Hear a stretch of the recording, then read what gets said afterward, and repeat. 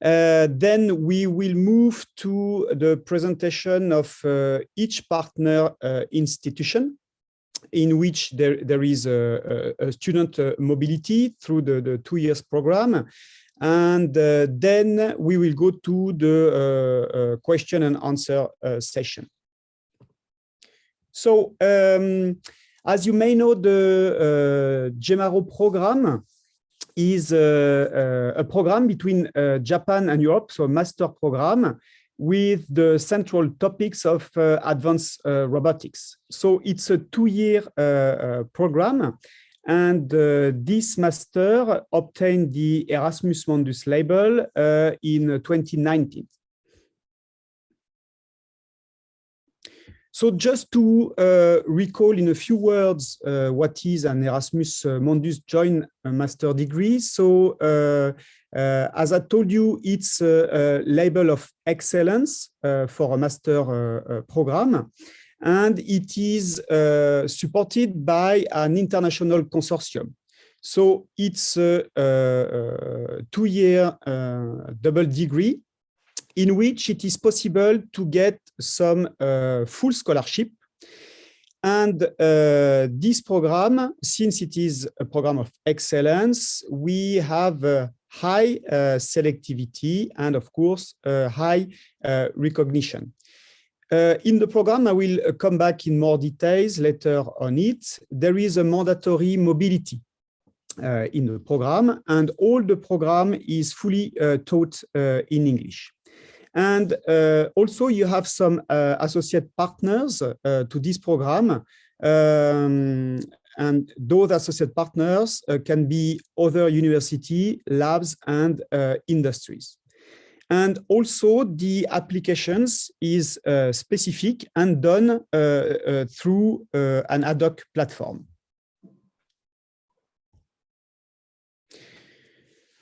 Here, I just give you the highlights of the JEMARO Consortium.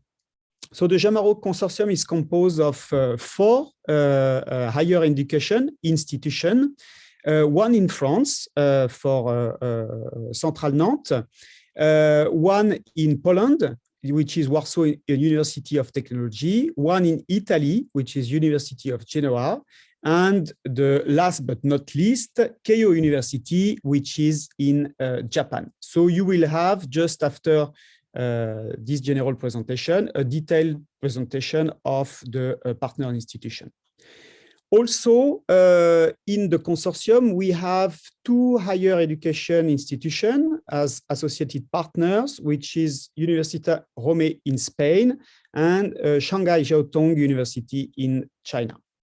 And you have also some industrial partners. You have the list here. I will not give all the names, but basically that's companies who are implanted in both countries, meaning in Japan and in Europe for most of them. So how is working the mobility scheme? So actually it's a 2 years program. So it's a double degree program in which at the end the students will get 2 diplomas. So today we start working on a joint diploma, but it's not, it's in an ongoing work, but basically the student actually will get the 2 degrees. So for the first year of the master, the student will be split between the 3 institutions in Europe. So in France, Italy, and Poland. And then at the end of this first year, all the students will move to Japan in Keio University to do their second year of the master. And one specificity of this program is that all the students are at the very beginning involved in research activities through what we call the research track. And this research track will end with the master thesis defense in Japan.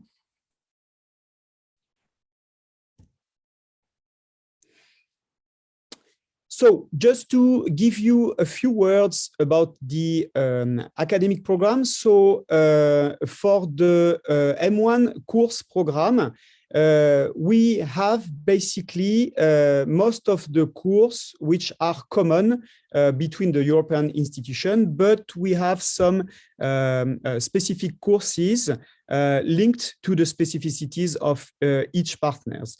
But basically, you will have courses related to modeling and control of manipulators,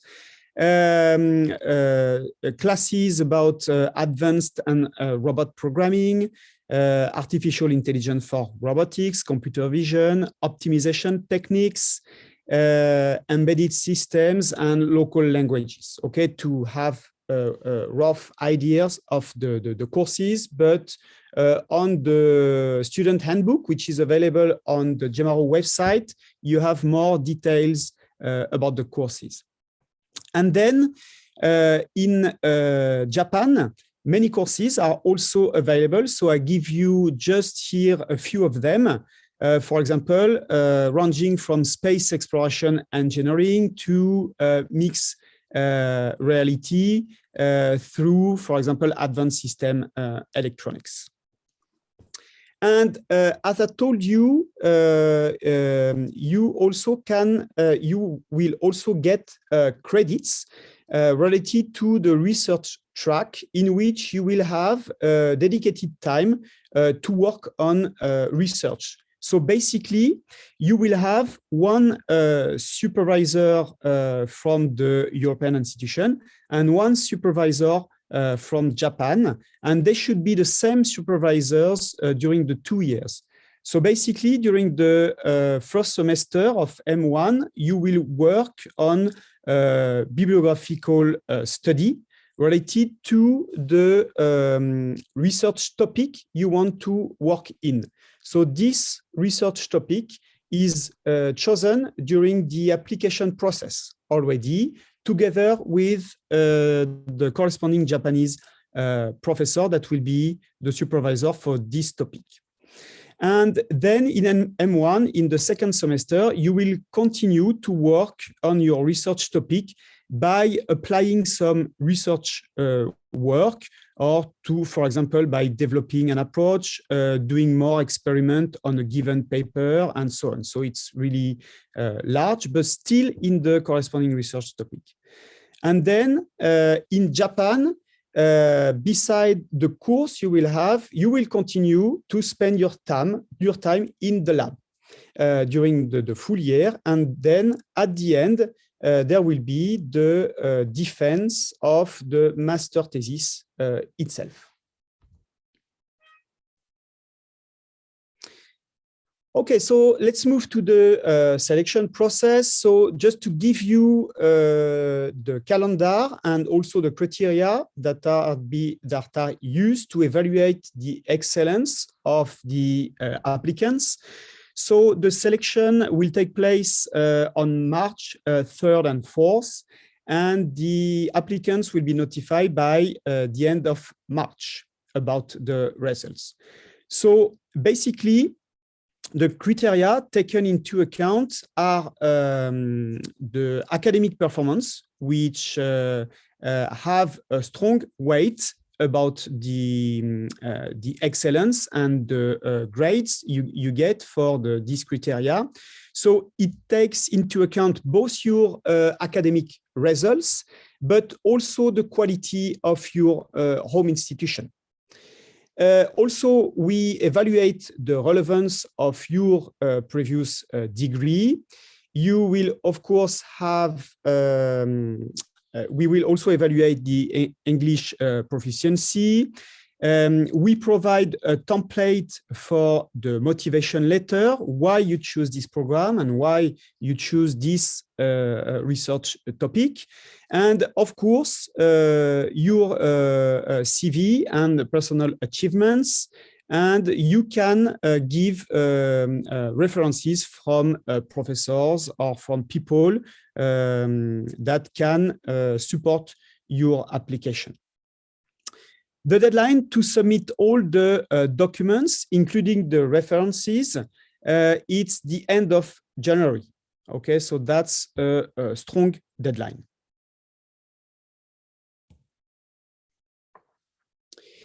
Okay, so together with the professors from all the institutions that are involved as partners of the consortium, we also have in the program invited professor.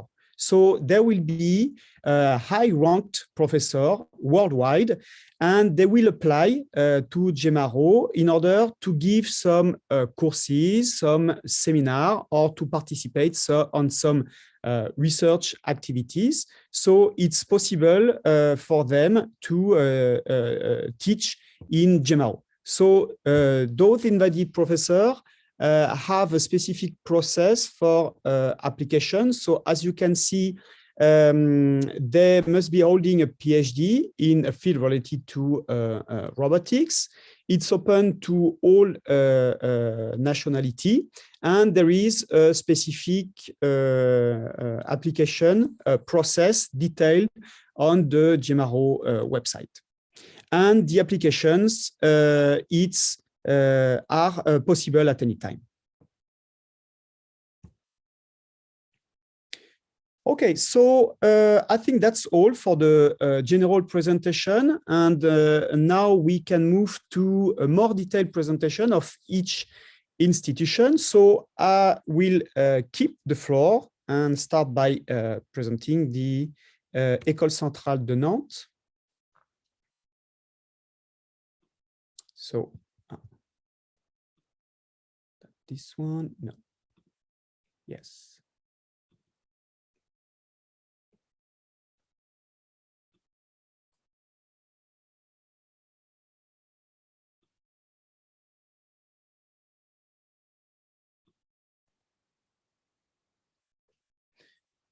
Okay, so let's move to Centrale Nantes presentation. So Centrale Nantes is what we call a French grande école. So it's basically, if we translate in English, it's an engineering school. And just to give you some ideas of the location. So Centrale Nantes is located on the west coast of France, and it's 2 hours away from Paris by train. What is important to notice is that it is the 6th largest city in France, and as you can see, we have about 60,000 students, and it's a very interesting and large city with a long history, and also what is very interesting for students and also to get job is that we have a strong industrial pool there. And also the Nantes has been European Capital of Innovation in 2019. So, as I mentioned, you have both history and culture activities in the city, and as in most of a large city. But as I told you, we have also strong link with major companies. For example, close to Nantes, in Saint-Nazaire, there is the STX shipyard building, which is worldwide well known. But you have also aircraft manufacturer Airbus, and we have also a naval group in Nantes. For students, Nantes is a really nice city, and as you can see, it has been elected as the 3rd best city for students in 2020.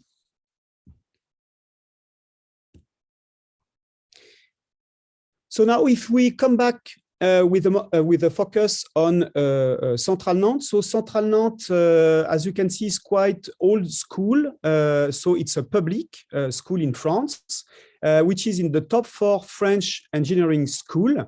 And we have more than 2,100 graduate students with a strong network of alumni. and all the excellence of the teaching and research activity are done by more than 500 researchers and teaching staff. And as you can see, we also have nearly 300 PhD students. And Nantes is one of institutions of the group of the École Centrale in France, with within 5 other engineering schools spread over France. And also we get very interesting rank in some, for example, in Times Higher Education ranking for engineering. And also, as you can see, the ranking in France for engineering school is quite good. So as international students, you will find your place at ECN because we have a strong international background at ECN. So as you can see, 36% of all the students in which we say engineering students, master students, PhD students are international. So it represents 87 nationalities, and this strong link with international students is based on our strong networks with 188 academic partners in 48 countries. And also we organize several events for the international students, and they can participate to the sport facilities we have on the campus. And also you can enjoy the 80 clubs and associations. And last year, we get the label of Bienvenue in France, which is a quality label for the welcome of international students at École Centrale. As I told before, the quality and the excellence of the teaching in the master program is directly related to the excellence of the research activities. So basically, you have 6 internationally recognized research institutes at ECNs with 4 major labs, we call, which are equivalent to departments in some foreign universities. So we have one lab related to hydrodynamics, energetics, and atmospheric environment. We have one lab related to civil and mechanical engineering, one which is about digital sciences, and the last one which is on architectures and urban ambiances. And beside the laboratory, we have also research institutes. So we have one about high performance computing and one about mathematics. So what is very important for the applied research we are conducting at ECN and together with the lab, we have a very large research platform as well that belongs to the research institute I just presented. So we have one big test facility for ocean engineering. We have one real size offshore site for wind energy production, and we have platform for additive manufacturing, another one for engine test benches and so on, and also supercomputers platform.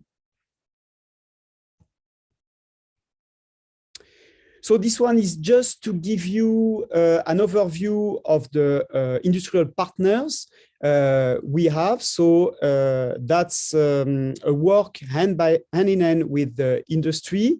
And for that, we have what we call a career center that also can help you and to prepare you to look for an internship, for example, and to have link with the industry.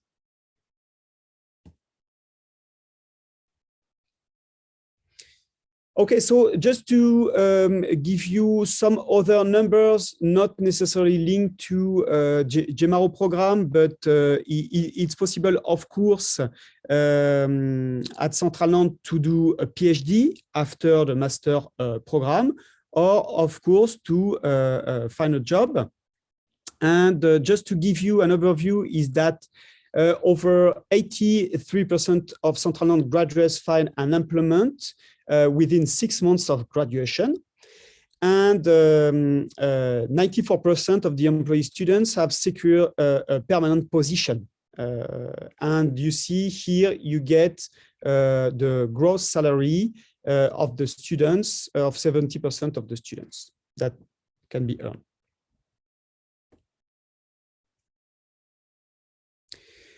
Okay, so just to tell you for the M1 part, if you choose the ECN, you will join what we call our local master program in control and robotics.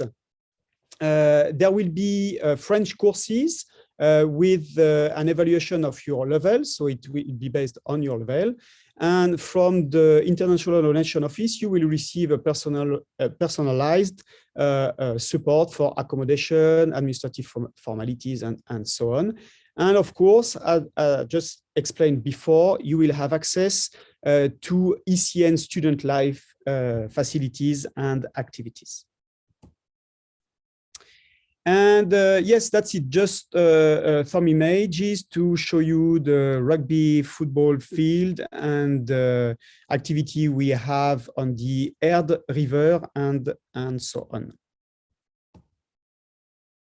And just to give you pictures of the member of the International Relations Department that will support you and to welcome you when you arrive at Centrale Nantes.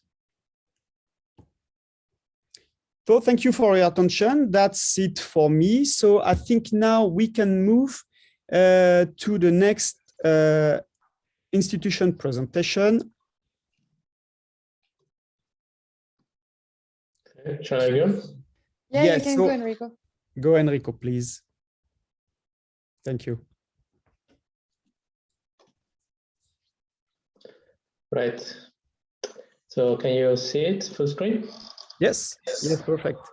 Okay, so thank you for attending this webinar.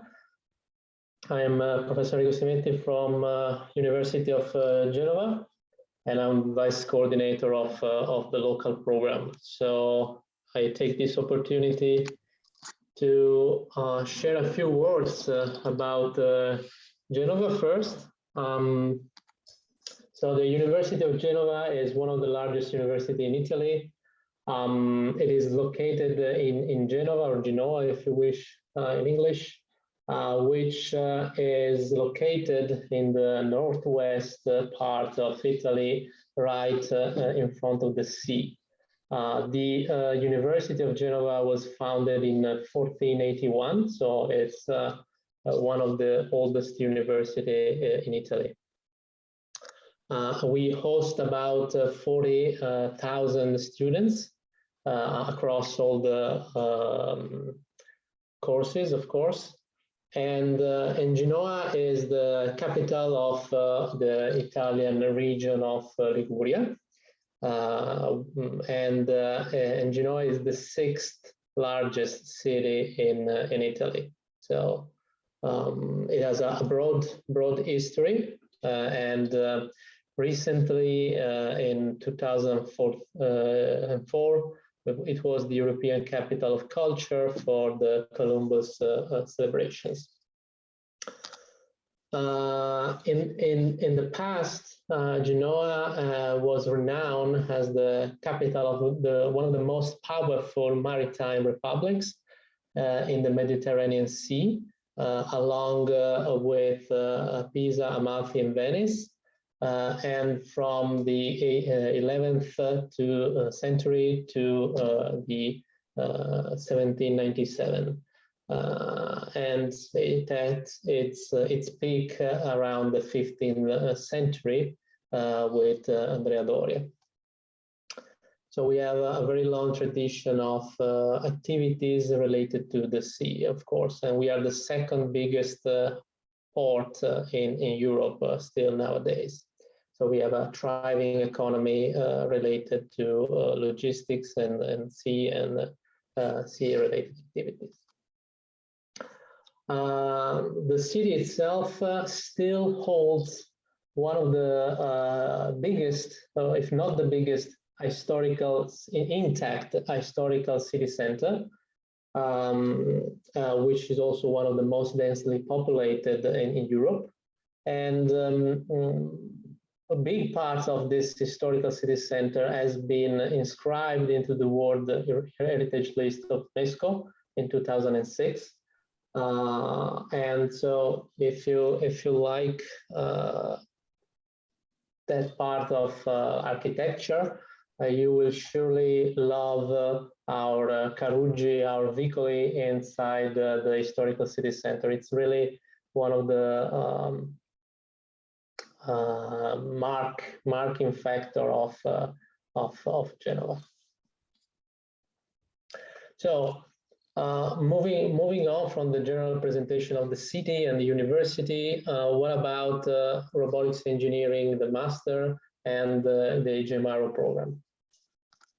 So first of all, the context that we have here in Genova is the following. We have a local program, which is a master, which is called is a master in robotics engineering, and this is our local track, where most of the Italian students enroll, but also we have lots of students, international students, coming to Genova to follow this local track. Last year we had around 1,100 applications from abroad Europe, from abroad Europe to this program. We had an acceptance ratio of 15%. So in the first year we had around we have right now around 100 students, where around 50% comes from outside Europe.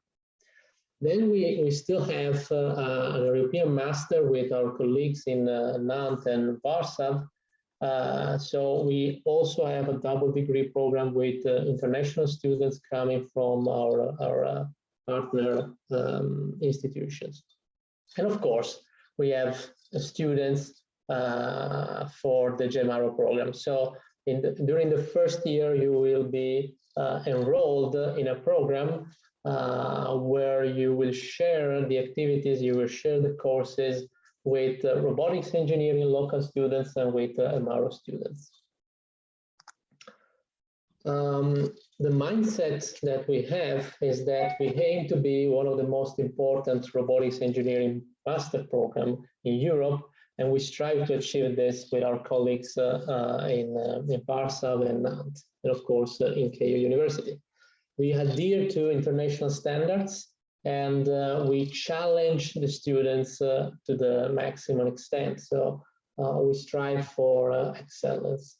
We also encourage students from all the type of courses to progress fast, sync to semesters, and we and our colleagues have continuous assessments during the classes. So we have a lot of assignments, check during the courses how you are doing, and they are of course challenging level. Concerning scheduling of the activities, we typically start around the mid to late September.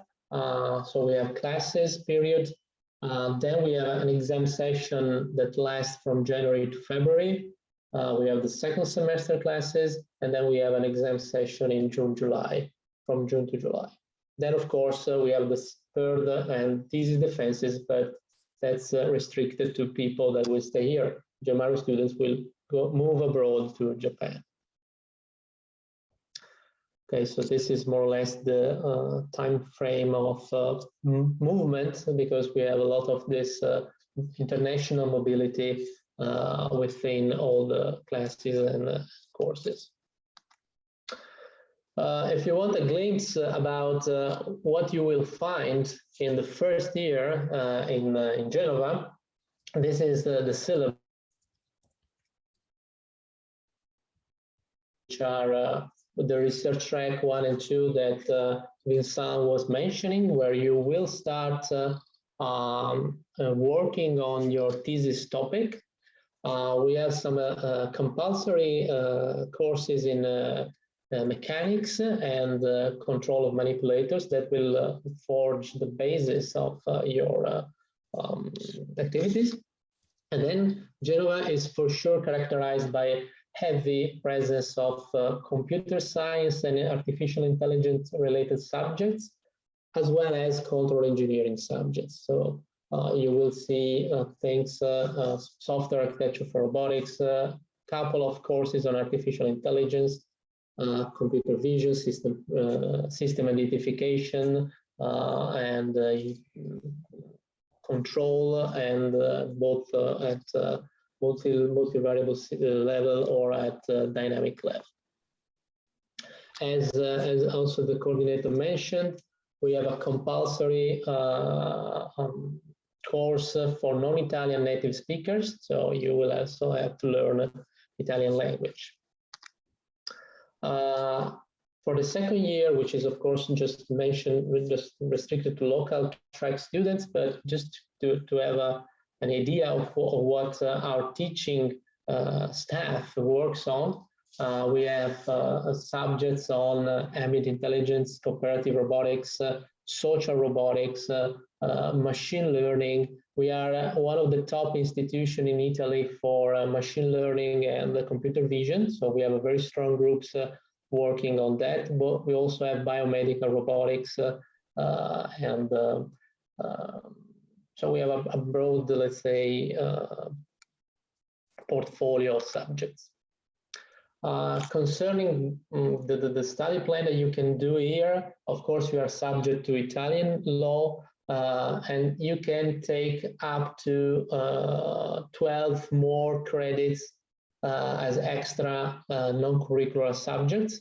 And typically, our students do take these extra courses. So they are really challenged, but also they are really keen on studying. A few words on research track 1 and 2. You will be involved in research-oriented activities proposed by our research robotics engineering board, which will forge, let's say, a prerequisite activity for the thesis work that you will do in Japan. So you will get acquainted with day-to-day lab activities, work on projects, learn by doing, and work on state-of-the-art of the team, the research team that you selected in your application. And you will discuss this in front of a broad audience.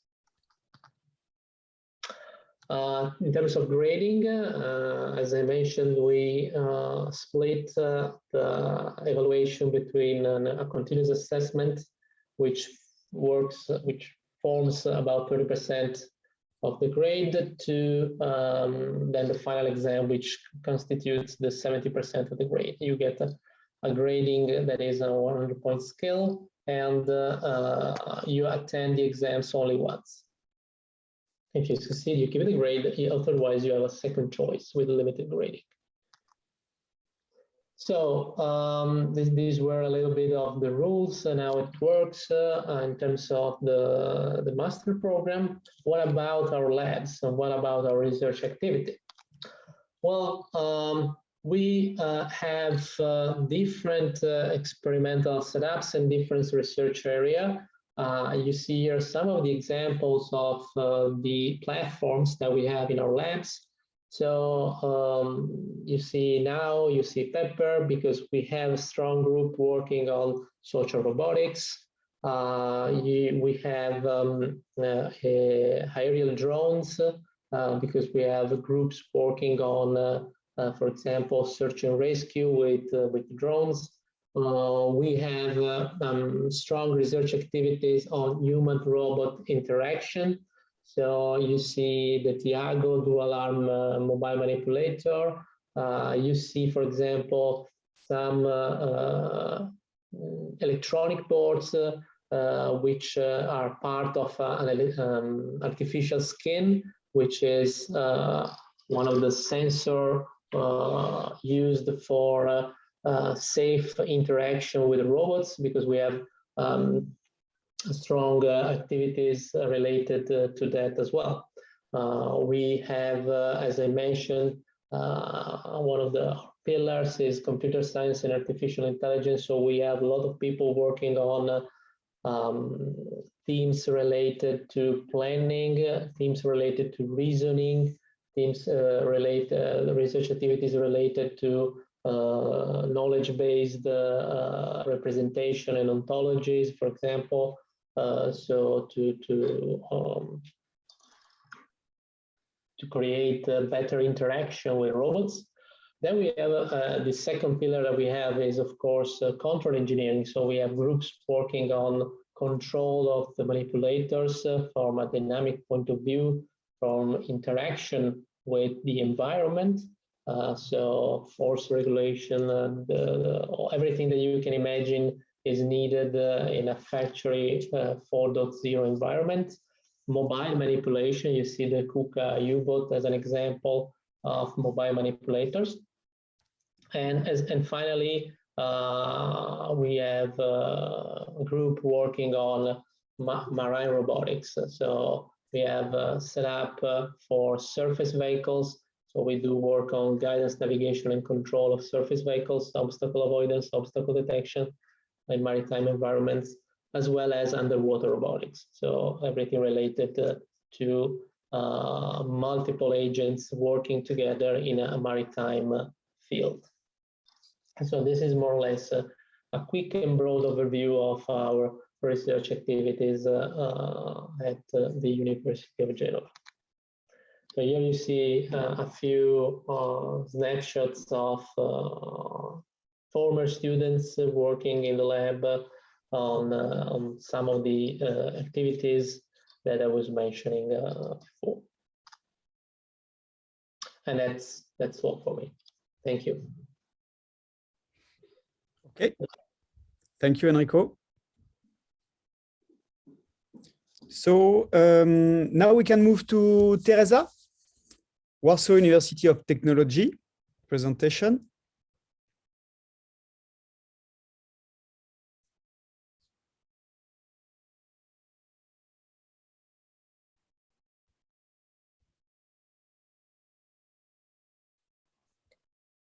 Sorry, I needed to switch on the microphone, and now the screen will be coming. Yes. Okay, can you see the screen? Yes. Yes, yes, perfect. Yes, okay. Hello to everyone that I'm presenting for you, Warsaw University of Technology. And what is the Warsaw University of Technology? It's one of the largest technical universities in Central Europe, and is also #1 technical university in Poland. On the left side, you have the map of where the Poland is located in Europe. And on the bottom right side is indicated Warsaw, and Warsaw is located, Warsaw University of Technology is located in Warsaw. Warsaw is a capital of Poland. Okay, now the few words about Warsaw. That Warsaw is, as the capital, possesses 2 airports, is easily accessible from everywhere. The one airport is almost located in the city, is the Chopin Airport. The second one is the smaller, is also international, is located in Modlin, is something like 1 hour traveling from Warsaw. As the capital, the city is the center of the research and development, is the business process outsourcing and information technology outsourcing. Also, what is interesting that jointly with Frankfurt and Paris, Warsaw has the biggest number of skyscrapers in European Union. That in the picture, you can see the panoramic view of Warsaw. And also the second interesting issue is that reconstructed after the Second World War, Warsaw was very much destroyed during the war. The old town represents the example of nearly every European architectural style and historical period, and is listed as the World Heritage by UNESCO. That here you have a few pictures of the old town. However, on the bottom is the Royal Castle in Wilanów, is the outskirts of Warsaw, which is a little bit like a small Versailles. And now about the business side of Warsaw. That Warsaw, the business, the entertainment side, that Warsaw is a green city, that about 1/4 of the city is occupied by parks. That here you have the photographs from the parks. Is also, as you can see, the kind of the Chinese arrangement in some of the park. There are a lot of galleries, pubs, and so on, because the big number of the skyscrapers. Quite recently, it became fashionable, the roof restaurants. That here you have the view of one of such restaurants, which is very, very modern in our days. Now about the public transport.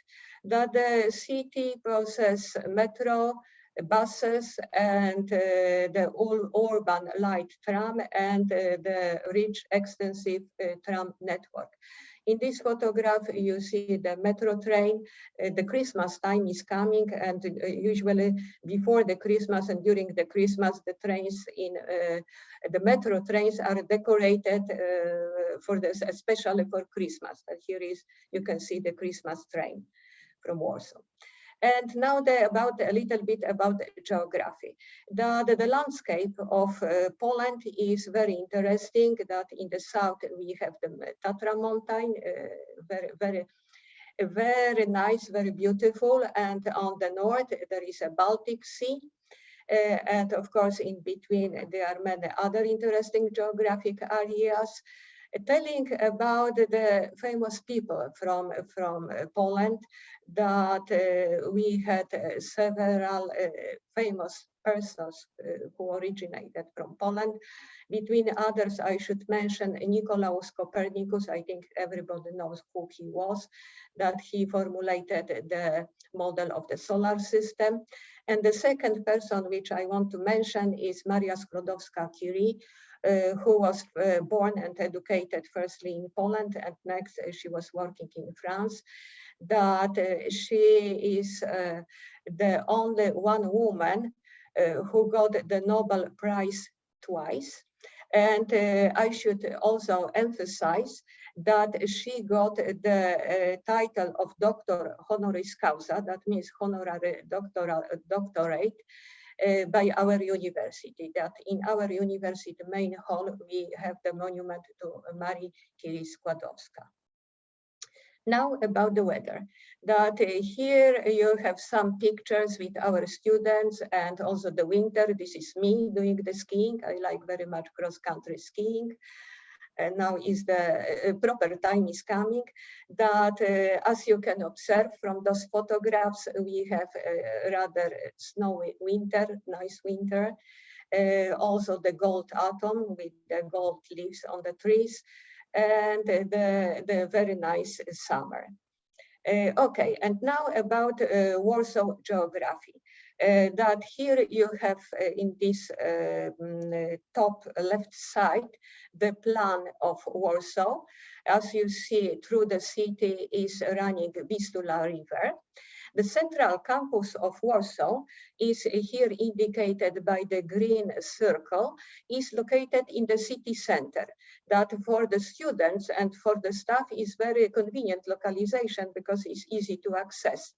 The reason of such localization, which is not very common, is that Warsaw, the University of Technology, is the old university that is traditionally was located in the construction of the university started some years ago in the city center. And how to access the university, the central campus from the airport? It is easy. The airport, Chopin Airport, the bigger airport is also indicated here in the circle. That's as you can see, is located also in the city. And to the university, you can go by the bus line. It is not very far, not very long fare, and not very expensive. Only 15-20 minutes. It costs about €1. And on the bottom, on the left side, you see the view of the WUT, Warsaw University of Technology Central Campus. That means this campus, which is indicated by the green circle in the map of Warsaw. That but robotics students, JEMARO students' activities are located in the Central Campus. We have also some other campuses, but your main interest should be the Central Campus. And on the right side, by the red pointers is indicated the localization of our university dormitories. That, as you can notice, 2 dormitories are very near to the Central Campus. The Central Campus is in the right side, marked by something like a red zigzag. This is the walking distance from the dormitories. And the remaining dormitories, they are also not so far. The access is by the tram line. It takes maximum 10 minutes, just few stops. Okay, the Warsaw University of Technology was founded in the year 1826. That for the technical university is rather early age or old age, I should say. In the photograph, you see the main building of our university. And in this slide is a view of the main hall of the main building of our university. Is the very impressive, I should say. And we many official events besides of the university events is located inside this university hall. That is really very beautiful. And now the university in numbers. We have 19 faculties plus 1 college. We offer 32 fields of studies. We have over 36,000 of students. The teachers, that means professors, the number is over 2,000. And over 2,500 are the other staff members. We have a lot of international students, and the faculties which are mostly chosen by international students are the Faculty of Power and Aeronautical Engineering. This is where the JEMARO students are registered. And also the Faculty of Electronics and Information Technology. This is the faculty where majority of JEMARO courses are located. And few words about the value of the university. That we are the best technical university in Poland and also highly ranked in world ranking. We have over 150 foreign universities as the partners. And our statistic is showing that a very high percentage of our graduates afterwards holds the managerial position. That means our graduated are very successful. Now about WT activities, complementary activities which you can experience. That they are very popular at our universities, so-called students' research groups. And of course, students' associations. The research groups are subsidized. They are getting the money and they are building many interesting prototypes. For example, they are doing the experiments. They are going to the competitions all over the world. They are winning the prizes. This is the feature of the research groups.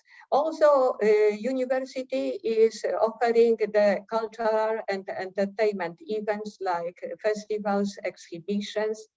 We have also within students' activities very good academic core. which is traveling around the world and performing, is very well recognized. And also there is the second group is the dance group. Very good is the engineers band, the entertainment orchestra. We have also theater and the media, the website, online TV, which is run by students, and radio. We have also successful sport teams. And now more in details concerning the JEMARO. The JEMARO students are registered, as I already mentioned, in Faculty of Power and Aeronautical Engineering, the faculty which is indicated by the red font in the right side of the screen.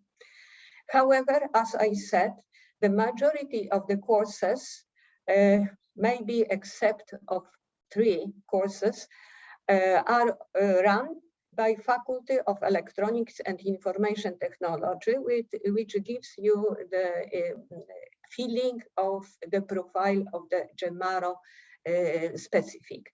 Here, just for the information, are listed also the other faculties, but I will be not taking your time to read the names. And now the Faculty of Power and Aeronautical Engineering, the faculty where you will be, if you will be successful, the JEMARO students are registered. We have over 1,400 students and over 100 PhD students, over 150 academic teachers. We consist of the 2 institutes. We are offering 200 courses, and we possess 25 laboratories. Of course, I'll be not introducing those laboratories because it's impossible. You have here in the photograph the top view of one of our buildings, and on the bottom side is the photography which I especially like. I have a great sympathy. This is one of our products. We built a lot of professional drones doing the professional mission in Antarctica. Faculty of Electronics and Information Technology. It is the biggest faculty in Warsaw University of Technology with 3,000 students and 200 PhD students, 300 academic teachers, 6 institutes, 400 courses, and 50 laboratories. This is a lot. This faculty is the biggest faculty at the university. What we offer? On the end, I will want to come to this film, which is indicated here. I hope I will manage to run, but now because I'm afraid about the consistency of the presentation, I'll be going to our offer. Before I will be discussing a little bit in details our program, about the support which is offered to help in adaptation. The first support is offered by our administration. We have a quite big international relation office. However, the primary support is offered by the deanery of the faculty. And here, the person responsible for the JEMARO students is the JEMARO administrator, Ms. Krystyna Różycka, who is with us as well. And if it will be any questions concerning the arrivals and the registration, she can answer. And concerning the organization of the arrival and the mentoring, the Erasmus Students Network is very helpful. That as you see, they announce themselves that they can offer the buddy, and they can offer the assistance. Just before the arrival, the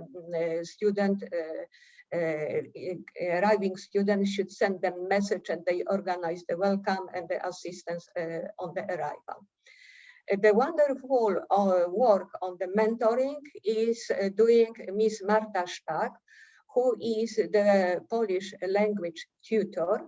That, however, she also offers something like a survival classes.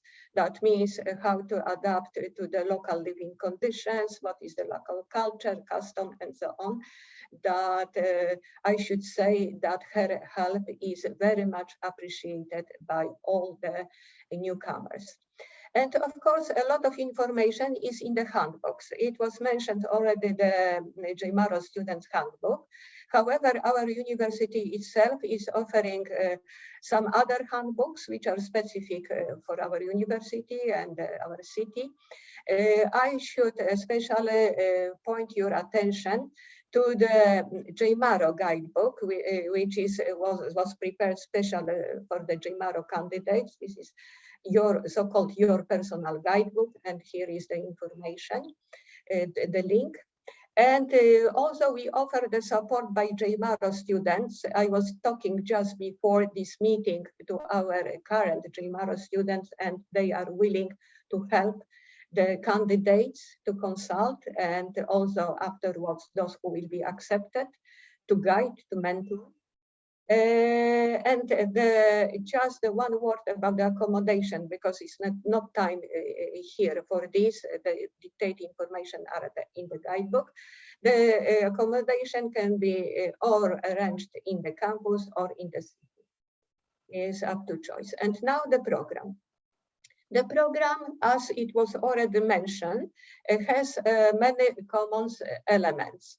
That the first semester we have the research track, we have signal processing, we have real-time systems, we have modeling and control of manipulators, computer vision, neural networks, and the Polish as the foreign language. On the right side, they are also listed the names of the professors.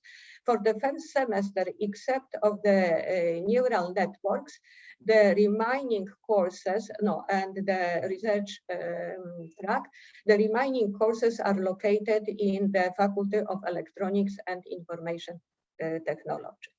The second semester is the mechanical design methods in robotics, robot programming methods, mobile robots, artificial intelligence, embedded systems.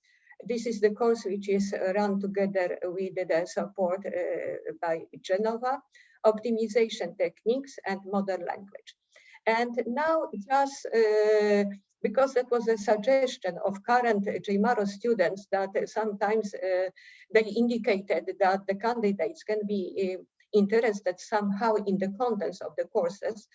I am not giving, of course, a lot of details, but just the key information which is here in the bold face, and it is valid for all our partners. That the course on the modeling and control of the manipulators, this is the robot architecture, geometric modeling, of course, kinematics, inverse and direct of the robots, dynamic modeling, and classical controllers, and also the special controllers which are discussed.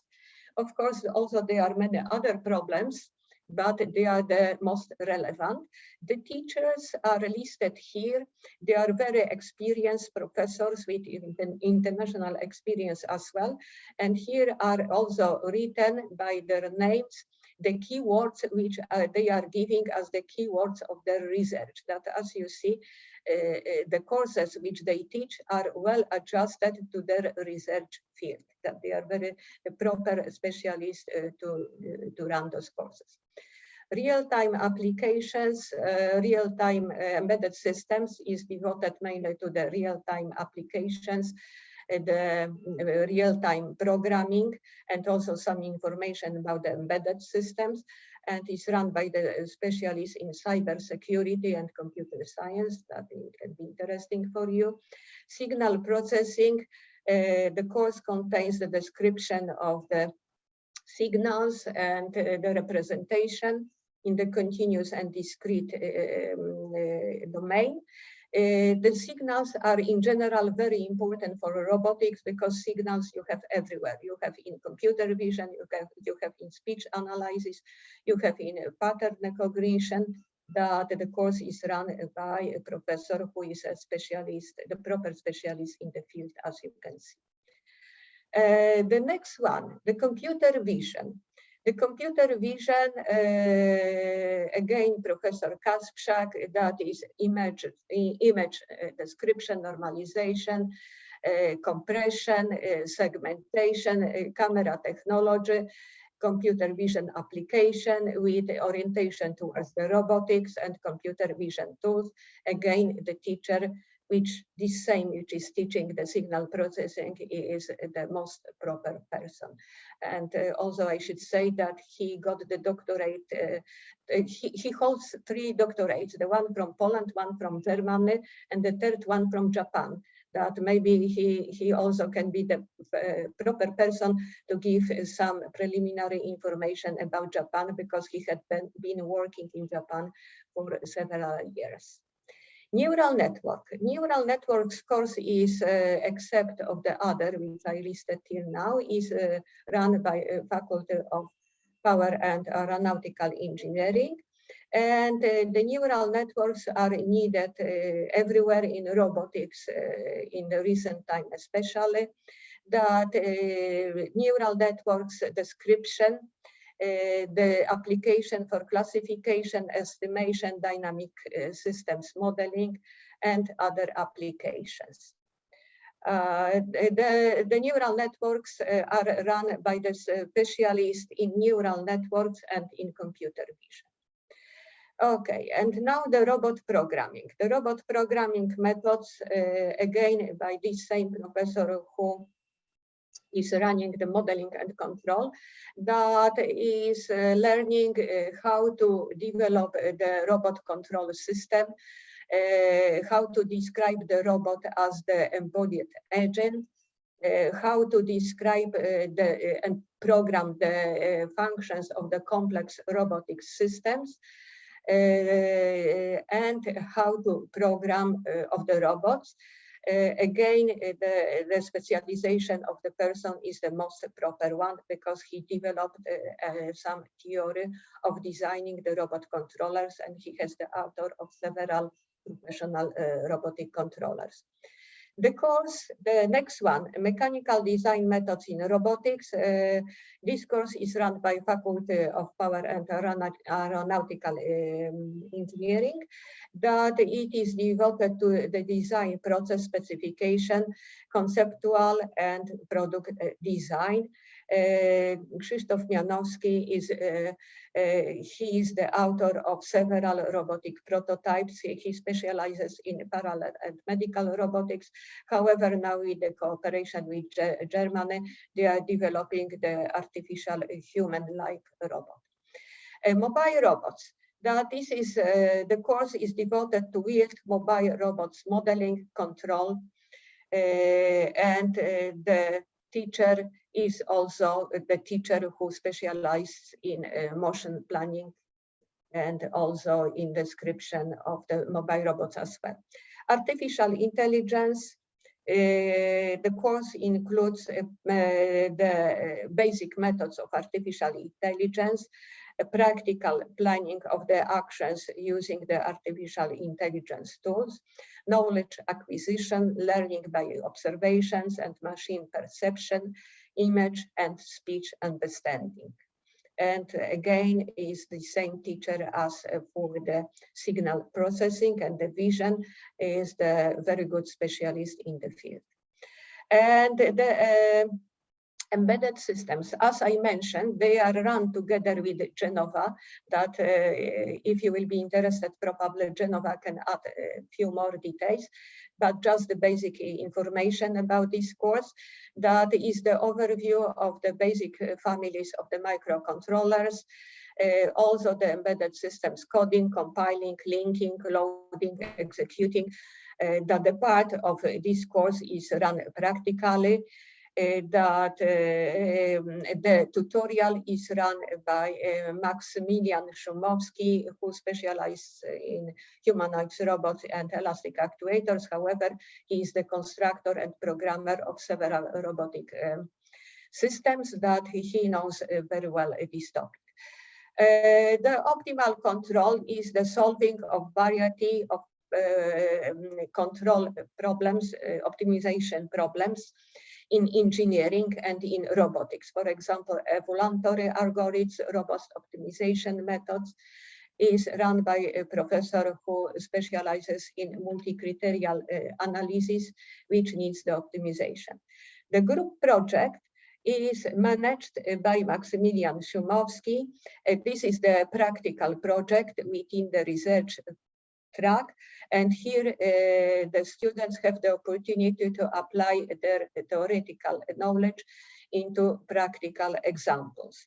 That this is team-based research, practical research. The research track itself.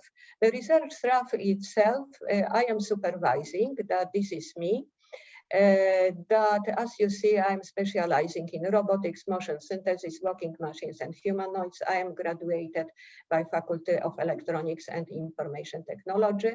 I was mentioning already Polish as the foreign language, and I was saying that is survival Polish, that please see that that is focused to help you in adaptation, to learn about the university, city, and also to learn the basic useful vocabulary. Now about the research. The research, just as I said, we have too many laboratories to show you all, but just insight to few of them.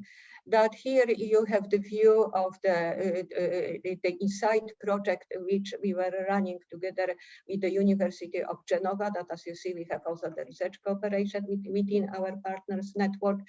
That was an interesting project. I am referring to the bright photograph where is a lot of metal things. They were the robots which were built by our research group within the project, and also the control system and the method of motion was developed within our research group. On the top right side, you see the two-handed manipulator, which is constructed out of the very specific manipulators, which I am mentioning, I'll be mentioning later on.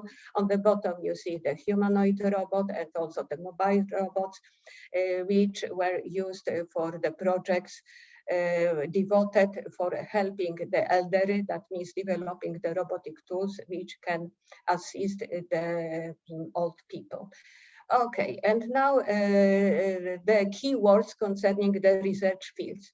We work in biorobotics and humanoid robots, that in the photographs you see our prototypes and illustration of our research. Biomechanics and passive safety, medical and rehabilitation robotics, medical design of robotic system, mobile robotics, and multi-body dynamics.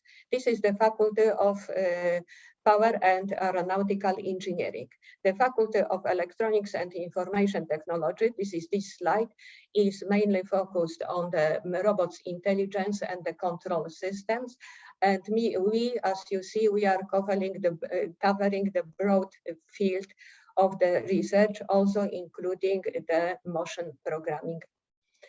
And the insight into our robotic laboratory, the laboratory which is located at Faculty of Power and Aeronautical Engineering. From the top to the bottom, you see the typical industrial robot. Next, the special robots, which are the lightweight KUKA robots with a conveyor belt. And also the view of the lightweight robot, the parallel FANUC robot, and the industrial KUKA robot. I should emphasize just two most relevant of our equipment. They are the KUKA robots, LVR, lightweight robots. They have 7 degrees of freedom, and they are very light, that as you can see, they have payload which is equal to their weight, which is very challenging. And also because they have 7 degrees of freedom, they are very well imitated the human arm. That they are, because of this, they are very often are used in laboratories for human like manipulation. On the bottom, you have the view of very professional mobile robots. We have 2 such prototypes, not the prototype, this is the professional product. The one is equipped with the manipulator, the another one is without manipulator, but both robots have rich set of the sensors, and they can be used to investigate navigation that for doing the research on those robots, we published with our students quite few papers. And now about the students' research. I was mentioning that our students are very fascinated to do the research. Here I will be only telling about the research in the robotics. On the top, you have the view of the underwater robot, which was is built to participate in the competition in the USA. The middle picture is the robot which is constructed by our robotics students for the University Rover Challenge. And on the bottom is the selfie, intelligent robo car, which is already won several first prizes, and is quite famous, I should say. That I hope that some of you will manage to come to join our JEMARO team, and maybe some of you will come to our university. That was the last slide of my presentation. However, I am going back. I'm trying to run this movie. Let me check. It should come. It's a very short one. It's only 1 minute. Okay. It is coming or not? You must change the screen you are sharing if you want to display the movie. No. It should. Can you see now? No, we still see your slides. You can see the slide. Okay. Oh.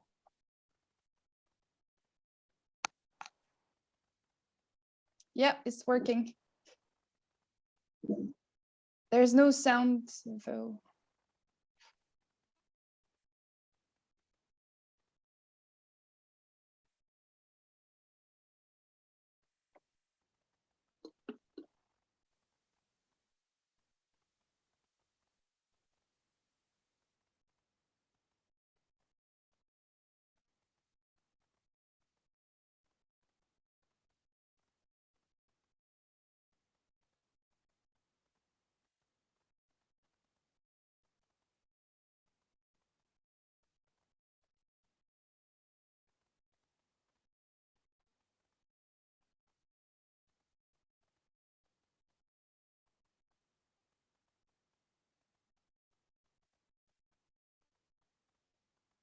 Okay, I know that it was no sound, but that was just the quite aggressive music. That is good that it was no sound.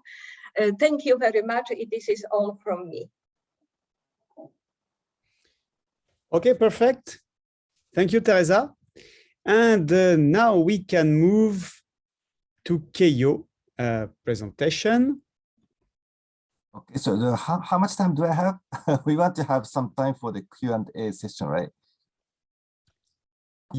Yes, but you can take your time, Teresa, because with Leslie, we are answering to the questions in the chat already, so it's okay. Great. So let me start with some kind of encouraging videos. So this is like this video shows what your life is going to be like when you come to Tokyo.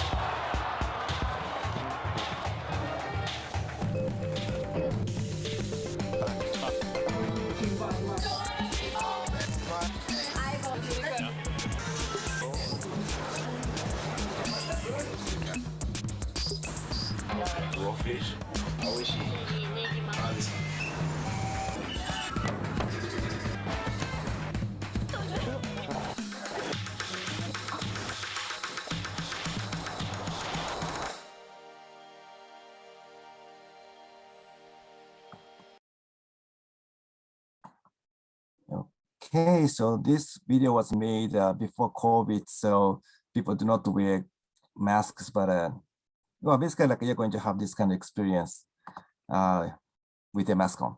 Okay, so let me go to the, let me briefly introduce the Keio University. Okay, so my name is Norisa Miki from the Department of Mechanical Engineering, and I'm the chair in the committee for the International Affairs of Faculty of Science and Technology. So these are the kind of members like who particularly take care of you when you come to Japan. And of course, like we have more than 20, let's say 20 plus JEMARO related professors. So the Keio University is a private university in Japan. And we have 10 undergraduate faculties and 14 graduate schools and over 20 research centers. And almost all, we have 6 campuses, and almost all the campuses are near the center of Tokyo. Okay, so this is Japan, and here's Tokyo, and Kanagawa is the next prefecture. And our campus, the Faculty of Science and Technology, is located in the Yagami. It's like 20 minutes from let's say, Shibuya or center of Tokyo by train.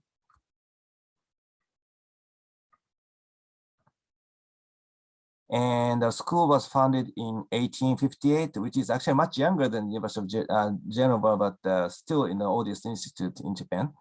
And it was founded by Mr. Yukichi Fukuzawa. And actually his face is on the 10,000 yen bill in Japan. Okay. And yes, we have more than like 390,000 alumni. And also the Keio is very popular for its kind of strong unite among the alumni. And we have like more than 875 alumni associations, which is called like Mitakai. And we have some branches like overseas, like more than 75.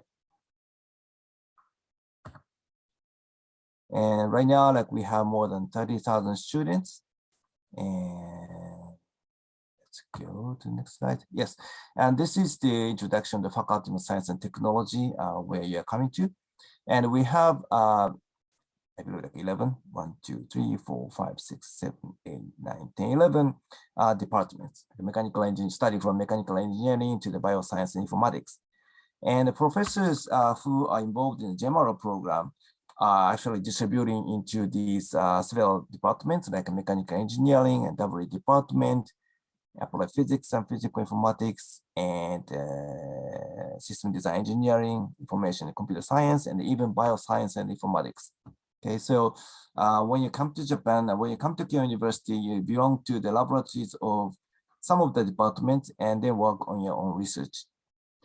And in the undergraduate course, we have 11 departments, but if we go to the graduate school, it is merged into only like 3 graduate schools.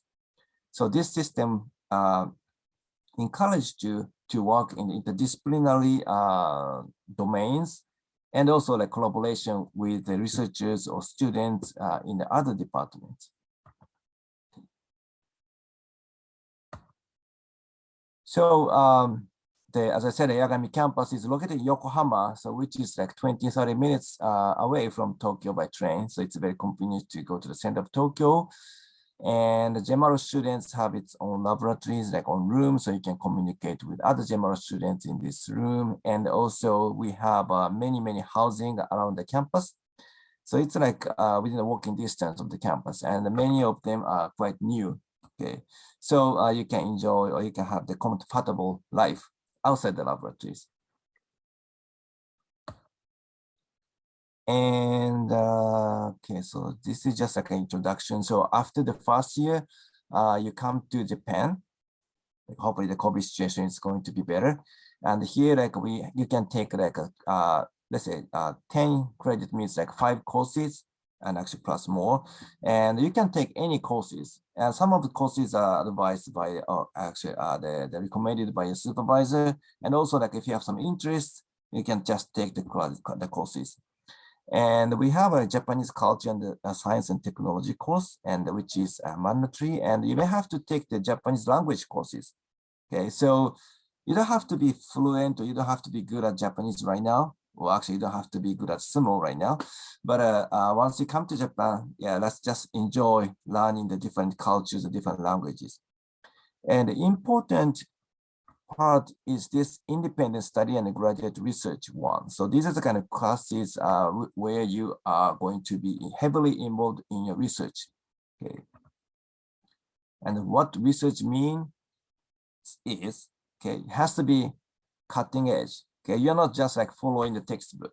Okay, so you have to just like try the newest or latest topic of the robotics field. And also the research has to be very original. Okay, and then it has to be attractive, of course, and also it has to have the academic and natural significance. So which is a little bit different from the student project. This is a research, okay? And if you conduct a very good researches, you have many chances for participation in international conferences. Okay, some of the conferences are held in, or even in the domestic, or maybe there's some kind of nice parts, nice areas in Japan, or the nice areas in, let's say, globally, means like US or Asia or Europe, like anywhere in the conferences, and they're going to present in front of like several hundreds of people. Okay. And you have chances for the publication, yeah, of the journal paper. Maybe you have, you can file the patent, or you can even start up the company using your own technology. This is a research. And the research fields are very wide, and wide, it's kind of, it ranges like many fields. And as I said, like 20 plus professors are working in this robotic field, but some of them are working in the, let's say, core robotics, but some of them are, let's say, periphery of the robotics field. So like, for example, like my laboratory is working on AI and natural language processing, and also micro robotics. And some laboratories are working on the medical robots, and some laboratories are working on the space robots. So it can cover like a wide range of the robotics field. Okay, so now you are going to be assigned to the laboratories depending on your interest. Okay, so the YouTube channel you saw, actually it's kind of Keio Global, like shaping history and shaping tomorrow. I'm going to post this address in the chat, and also like you can find a JEMARO video in the English version. Okay, I want to stop here, and thank you for listening, and looking forward to welcome you to Japan. Okay. Thank you very much, Norisa, and thank you to all of you for those presentations. Okay, so Leslie, how do we proceed? Do we ask do we try to say some answers to the most recurrent questions, or? Yeah, so right now there are some unanswered questions in the Q&A box. And also, so we have a couple of current JEMARO students with us today. So we have George, Amar, and I think Alejandro from the first intake. And we have Zeke, who is currently doing his first year of master in Centrale Nantes. So if you have specific questions for the students, feel free to ask them in the Q&A box.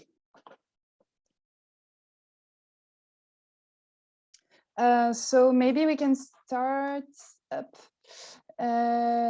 So we have a question maybe that Mami or Norisa can answer. A student is asking whether they can look for a job in Japan after finishing the master's program. Oh, yes, of course, yes. For example, like we do have the different double degree program with the Consortium Nantes and other universities. And after they graduate, they got the master. Some of the students find the jobs in Japan. And then like they stay in Japan for, let's say, 2 years, 3 years, and then go to the different countries and or go back to the home country. So they have many chances. There are many chances. Okay. So we have a question regarding how the pandemic will affect the program, as currently the Japanese borders are closed, and whether there are also some restrictions in Europe. Who wants to answer? Well, I can start for the European part. So maybe you've seen this in the flow of questions. JEMARO welcomed its first students in September 2029, and the pandemic started in winter 2020. So we've been used to this context. So right now, indeed, the Japanese borders are closed, sorry, but they actually opened at the early in November, because there was encouraging signs of improvements. But, you know, with the Omicron mutation, most countries in the world are now very careful. So we're just, I guess everybody's waiting to see how it's going to affect our populations before opening again the borders. And right now, so I can speak for France, it is possible to travel to France. All our students could obtain their visa without a problem. And right now, fingers crossed, we don't have a lockdown or a curfew. We just live normally, but with a health pass. So whenever you need to go to the restaurant or the swimming pool, you just have to show that you got your vaccination, and you can pretty much live normally with this. But, you know, just be careful. Yes, yes, and of course, always the point is that the future is always uncertain. So yes, depending of the sanitary condition, that's, to be honest, that will impact the program. And even once the frontiers are reopened, there are some administrative delays as well to reach the country. So yes, that affects the program.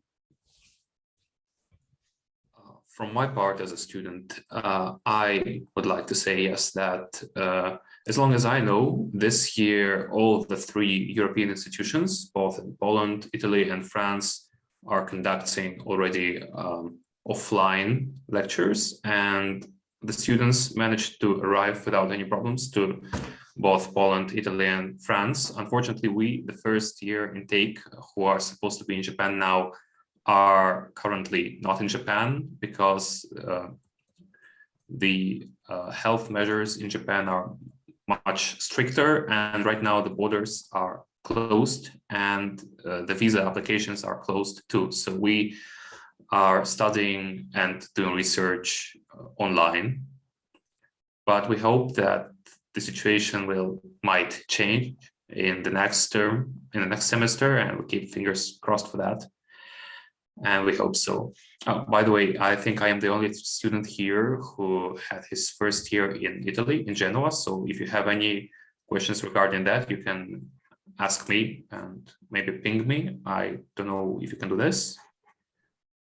Thank you a lot. Thank you, George. Thank you, George.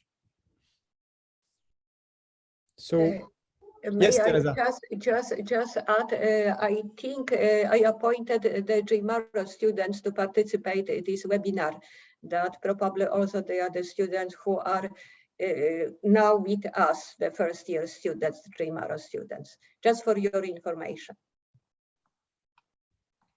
Okay, great. So maybe I can ask, Leslie, I can ask some recurrent questions. Maybe I did already this in the question and answer part, is related to the bachelor degree program and the background of the students. So as I answered several times, the best profile is related to mechatronics, of course. on the background you should have. But as you understand, the robotics is multidisciplinary. So we have three main pillars related to mechanical engineering, automatic control, and software programming. So of course, it's the best is to have skills in those three areas. Okay, but when you will apply, we will look into details. We assign 2 reviewers to each student files applications. And then we evaluate the skills you have. Okay, so it's difficult to say if you have a major in electrical engineering, maybe you have also strong skills in mechanics and so on. So it's difficult to answer like this, but this is what I can say. And some of you ask about your academic performance in terms of GPA score. So again, it's difficult to answer to you because the things I can say is that try to get the best GPA score you can have, because yes, the competition is strong. Okay, we have a large number of applications to this program, and again, it's a program of excellence. So your academic performance are very important.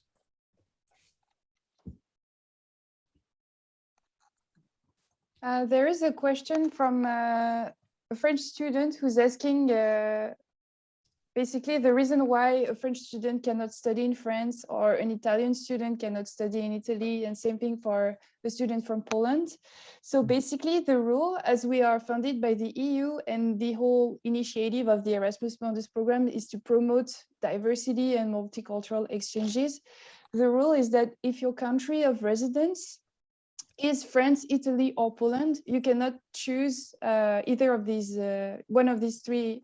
No, you cannot choose the country of your residence as your country of M1 studies. So if you are an Italian with residence in the US, you are allowed to study in Italy because your place of residence is the US. So we consider that if you move to Italy, you will experience the multicultural exchanges. But if you are an Italian living in Italy, you cannot study in Italy. That's the rule. I hope it's clear. Yes. But anyway, if a student, let's say if a student from Poland chooses Warsaw as their first destination and makes this mistake, it's okay, because we are careful with these types of errors, and we always choose the second wish of the student as a destination. So if you make the mistake, it's not a big deal.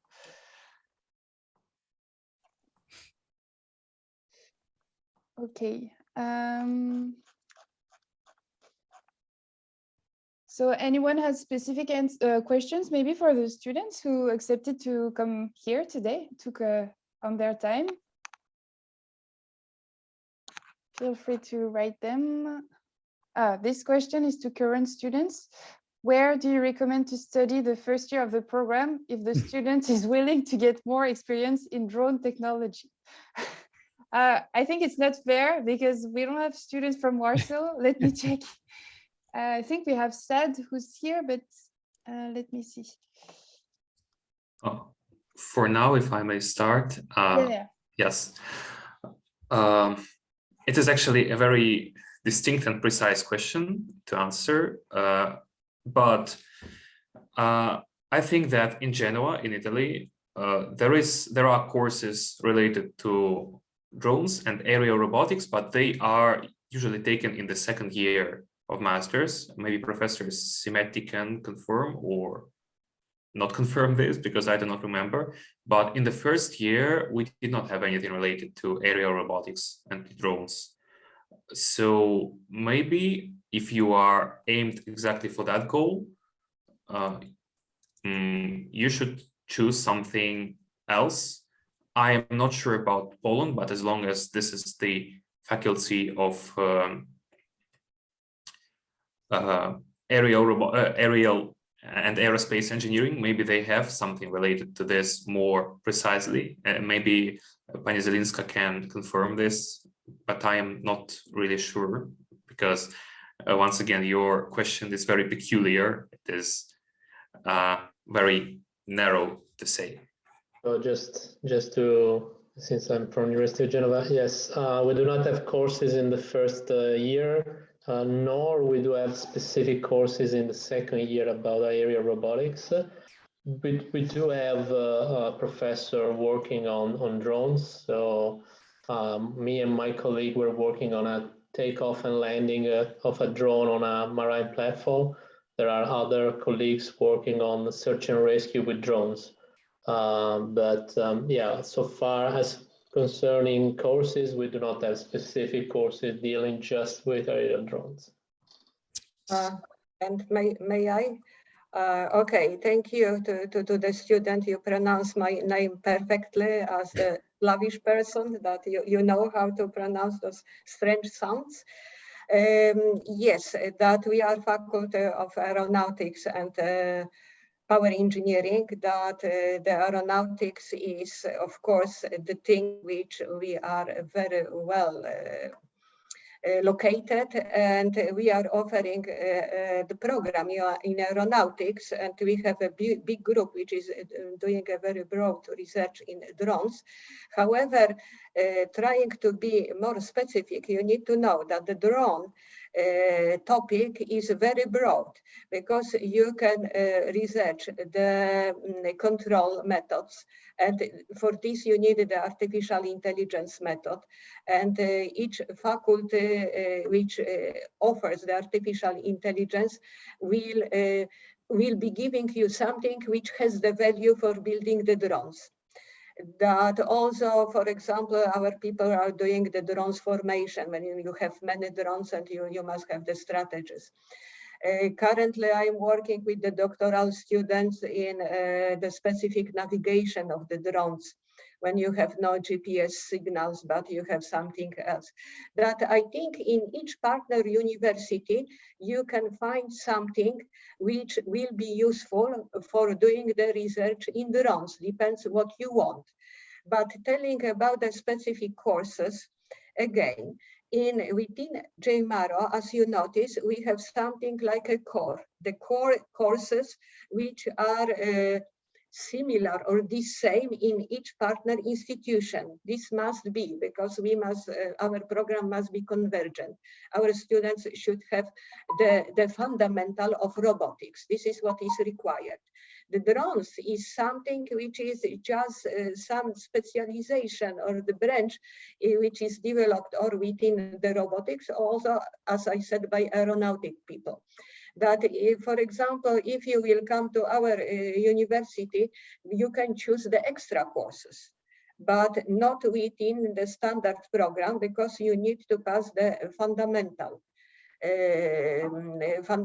subjects.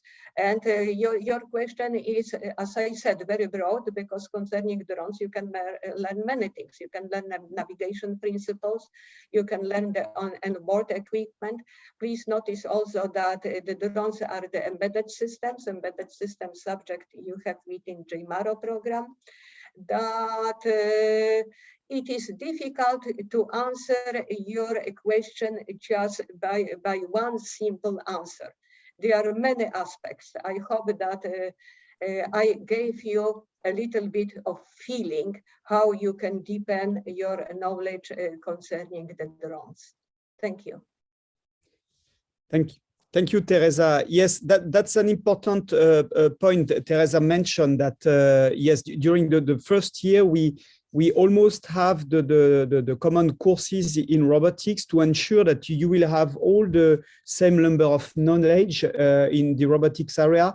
And drones activities, for example, in Nantes, we have also drone fleet control and aerial drone manipulation and so on activities, but there are most of them related to Master 2 second-year courses. And that's the same for a question about soft robotics, since it is very specialized. Usually it's M2 courses. And in the JEMARO mobility path, as you understood, all the students move to Keio during the second year. So this is why students don't have access to our M2 course. Okay, that's a question of mobility. We would like to have the symmetric path, but that's difficult to implement today.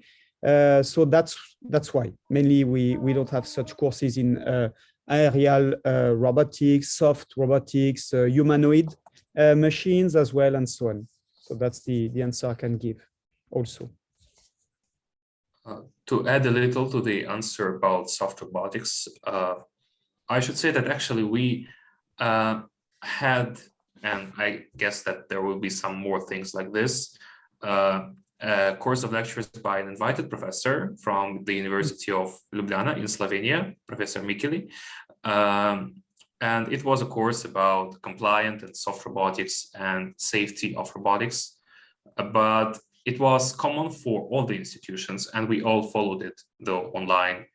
If you are more interested into it, maybe for your thesis, you should have a look at the professors at Keio University, because anyway, your main research and thesis will be conducted in Japan.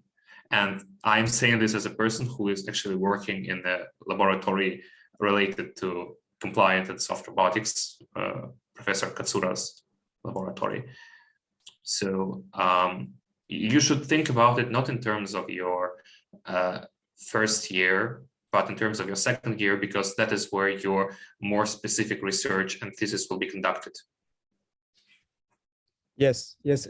Thank you, George. Yes, the question was related, yes, to Keio University. So yes, that's a point. Of course, in Keio University about soft robotics, you can follow related courses and related research as well. But yes, that's a good point about the invited professor. Of course, some of the scholars or invited professors gives common lectures that are not proposed in the classical curriculum, okay? But since it's a short time period, it's difficult to go deeper. So sometimes it's an overview, but yes, you have access to specific courses with this process.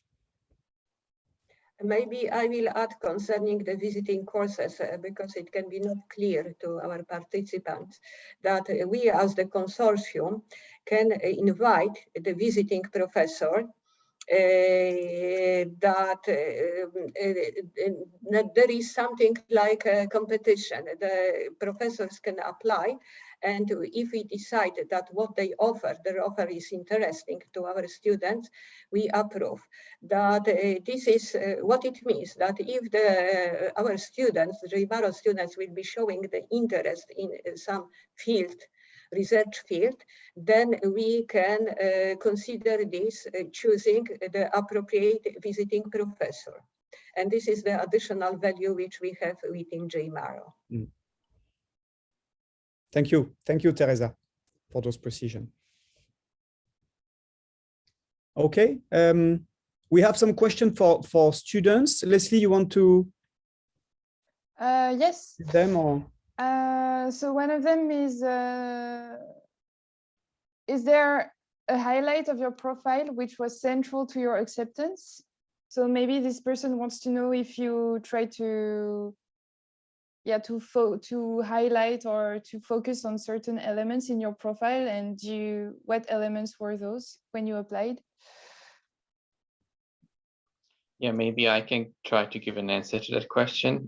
In my case, I can just make a guess, but I think that the highlight of my CV were my practical experiences that I had during my bachelor studies. I participated in a couple of drone competitions, and also before applying to JEMARO, I had done 3 internships.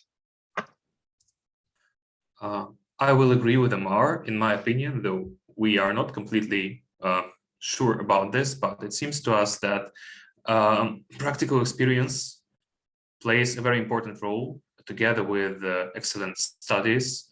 For example, in my case, it might have been an internship and practice at Russian State Research Center for Robotics at St. Petersburg, even though, but still it was only one internship, and I did not get Erasmus scholarship, but I did get the Consortium scholarship. So actually, probably the more experience you get, the more experience you have, and the better grades you have, the higher are your chances actually And of course, the quality of your motivation and your recommendation letters are also important, together with who writes them. Of course, a recommendation from a head of your department or a director of your laboratory is higher than a recommendation letter from a regular teacher without a degree. But that is just my guess. So yeah. I'll jump in as well, and I think it was also some practical real-world experience. I had some internships and some real-world engineering experience, as well as just as a hobby. I talked about building drones because that's just something I do for fun, and I described that in my letter of motivation. So, like the others said, it's just kind of a guess, but I think those were two of my stronger points. Yeah, and then I can also try to answer to this question. So my guess is that it is important that you are a proactive person who tries to improve over time and in the last years. And from my point of view, it's also super important for this scholarship to want to learn about the different cultures in the 3 countries as well as in Japan. It is very important, apart from your academics and your English level, to really want to engage in the different cultures for this program. So.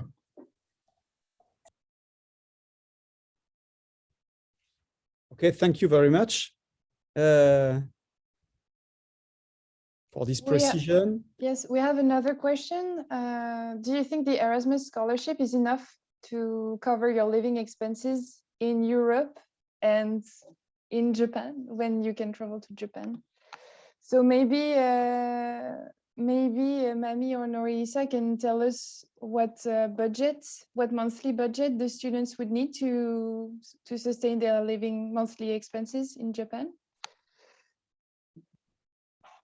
Well, I don't know actually, but basically, some people believe like Japan and Tokyo is very expensive, but actually it is not. So we do have a nice, reasonable restaurants around, and also like you can buy the stuff and cook by yourselves, and you can save a lot of money. And so you don't have to worry about the living costs in Japan. Unless you really want to enjoy like many things, like I showed the videos and they eat a lot of sushis and tempuras and travel, and they cost, but just living the life, it is okay. As for the dormitory, JEMARO students are prioritizing to live in the Keio dormitory, and it costs 400 to 600 euros per month. Okay, so it's similar price to Europe actually. No, in Poland is less. Also in Italy. Fortunately, still. I must say, though, I do not have an Erasmus scholarship, and that is why I am going to answer this question about Italy, is that Genoa is actually a pretty cheap city compared to Milan or Rome, of course. And I managed to live in Genoa with about, I think, 500-600 euros a month, which is almost 2 times less than Erasmus Mundus scholarship, I think. Even though it was a very modest living, but it was a living. So there will be no problem in Europe, definitely, even in France, and of course in Poland and Italy too. In Japan, maybe, well, I think that the Erasmus Mundus scholarship is still enough for living in Japan, even though the costs of living might be more expensive than in Europe. I would also like to say that in Japan, actually, I think also in the University of Genoa, there are also local scholarships, and you can try to apply for them. My application failed in Italy because I failed the deadline. So you have to be careful about the deadlines. And if you are aiming for a local scholarship, you always have to find all the information in advance and write to the correct people. And then you might have a chance to get also a local scholarship, even though having a a JEMARO scholarship makes your chance a little less because you already have one scholarship. Why would you have another one? But it is still a chance. And right now I have applied for a local scholarship in Japan, and I'm keeping my fingers crossed to get it, because I'm quite unsure, but I'm just saying that there is this kind of possibility if you feel that your expenses will not be enough.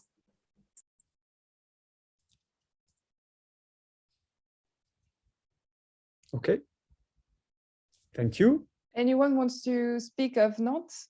Alejandro or Amar or Zeke? Yeah, I can speak about Nantes. So Nantes, I would say that I spent 600 to 700 euros per month, but it all depends if you go out and eat a lot outside or at home, or if you do lots of plans or not. Also, you can get lots of, well, no, not lots of, but some money from the government. France has this GAF system for the house renting. So you also get some discounts on the renting from this program. So for example, I was paying for my rent about 530 euros and I got about 150 euros from GAF. So that's a lot of money actually. Yeah.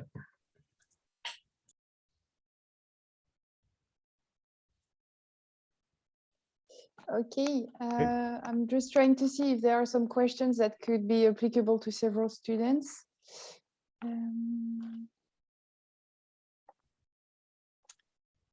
We have a question. Is it possible to apply for a local scholarship while undergoing a JEMARO scholarship? So if you are enrolled in JEMARO, each host institution might have scholarships programs that you can apply for, but it is up to you to inquire about the administrative formalities directly with your contact there. So it all depends on the host institution that you have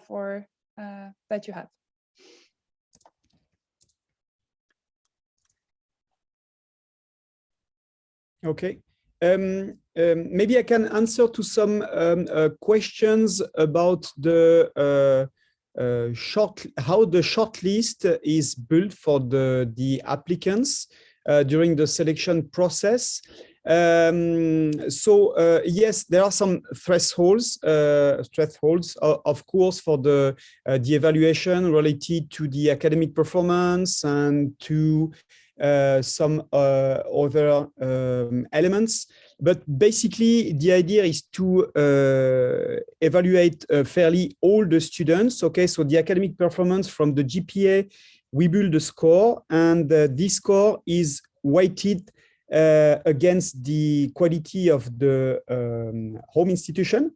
And also there is a score related to the relevance of the bachelor degree. Okay, so at the end, we sum up all these scores and we build a ranking between the applications, and based on the number of places we have, because we have a maximum number of places for the master, then we retain the shortlist. And then within this shortlist, since we have a given number of Erasmus Mundus scholarship, 8 per intake, then only the best students of this shortlist will have this scholarship.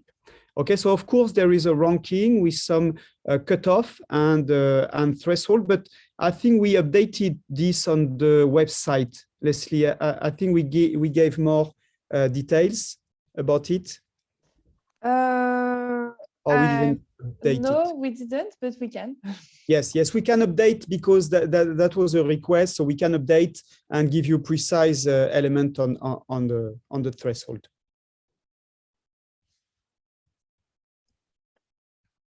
There's also a special message that I would like to share.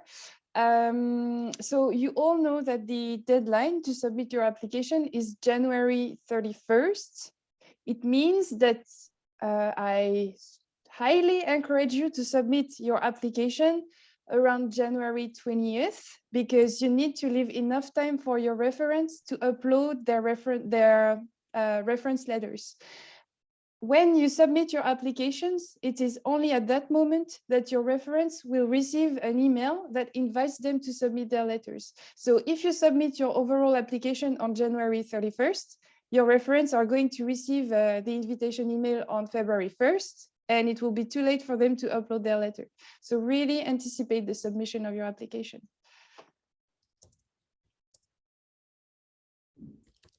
There is a question to us, the students. How hectic do you find the curriculum? Do we get time to do other things? And I would say about the University of Genoa that for the first year, maybe the curriculum is pretty much occupied. Yes, I was hoping to find maybe a part-time job in Italy while studying. I did not manage to do so just because I did not have enough time. Because in Italy, there is quite a lot of classes, even though you might choose them, but still the number of classes you choose is high enough. It is about, in my case, it was 9 classes in the first term, and you have to attend the lectures for all of them and doing assignments.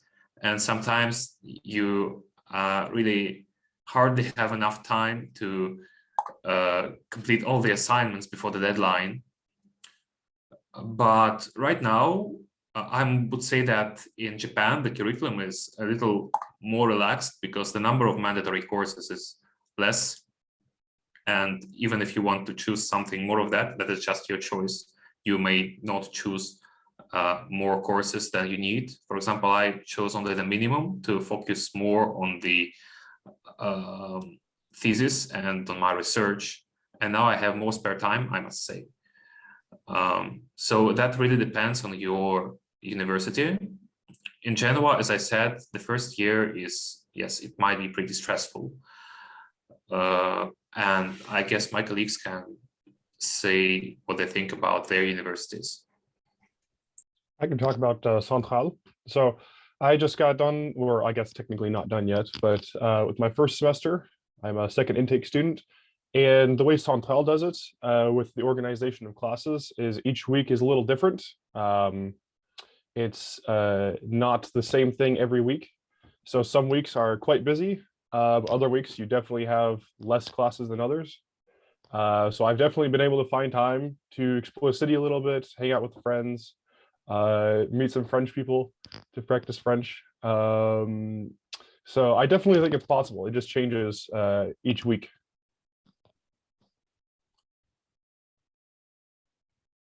I can also say that actually the way of teaching, the way of studying and evaluation in different universities actually differs a lot. At the beginning, it might seem to you that it should be the same everywhere. No, it is not. For example, in Italy, we had a few classes which were composed completely of theoretical lectures, and our, well, attendance was not checked at all, for example, and we did not have any assignments throughout the term, but we did have a theoretical exam about this lecture in the end. So it was completely up to our discipline without any sort of continuous assignment. And in Japan, for example, another kind of practice is more widespread. So in Japan, our assessment is continuous almost in all the courses. So we are completing assignments actually every week for most of our courses. But for most of them, we do not even have a final exam. So the final grade is just composed of the assignment grades. And that also affects a lot your spare time, because on one hand, you do not have to prepare for a final exam. On the other hand, you are always kept just not stressed, but altogether, because you have to do something every week and you do not have a chance of starting missing lectures, for example, because you have deadlines every week.